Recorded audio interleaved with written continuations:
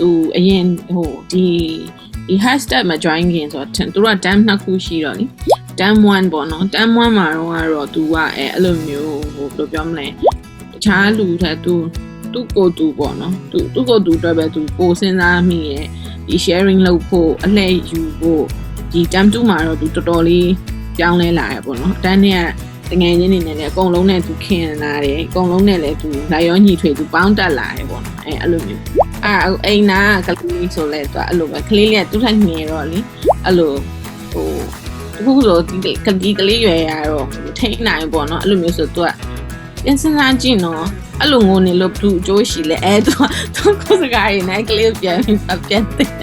အဲ့လိုမျိုးပေါ့ပြီးတော့ပို့ပြီးတော့လဲသူကိုသူပို့ပြီးတာဝန်ယူတတ်လာတယ်ပေါ့နော်ဟိုကအရင်တစ်ပတ်ကဆိုသူတို့ကြောင်းမှာသူဟိုကပွဲရှိတယ်သူတို့ကရမယ်ပေါ့နော်ဒါပေမဲ့ဖြစ်ချင်တော့ accident ဖြစ်တယ်ဟိုလူတော့မထိခိုက်ပေါ့နော်ကြောင်းတော့ရောက်သွားတယ်သူတော်တော် shock ဖြစ်သွားတာပေါ့နော်ဒါပေမဲ့သမီးပြန်လာပေါ့နော်သမီးကသူမပြန်ဘူးတဲ့သူကရမှာသူပြီးအောင်ကမယ်သူပြီးမှပြန်မယ်ပေါ့ပြီးတော့သူပြန်လာအဲ့လိုမျိုးလေးသူတာဝန်တော့သူ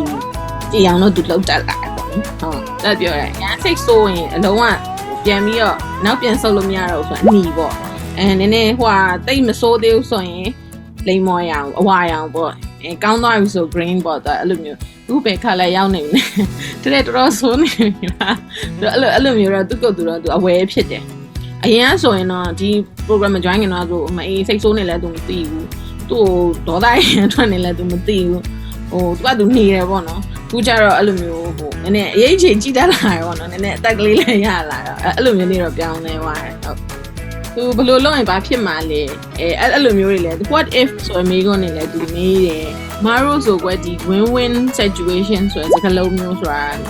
တန်အောင်တက်တူရောက်မှာပဲဒါရစောက်တွေပါဖတ်ပြီးကိုယ်သိရသူကလေအဲ့လိုမျိုးအဲ့နေရာကားပေါ်မှာသူဖတ်နေနေဘလို့ဆိုရင် win-win အဲ့လိုမျိုး topic တစ်ခုခုပေါ့နော်ပြောရင်လည်းအဲ့လိုစကားမျိုးစကားလုံးမျိုးထွက်လာတယ်လေကိုကတော့ဒီရွယ်လေးတွေကဒီလိုစကားလုံးတွေကိုသိနေပြီပေါ့အဲ့လိုမျိုးတော့ပျော်ရတာပေါ့နော်အမေနေက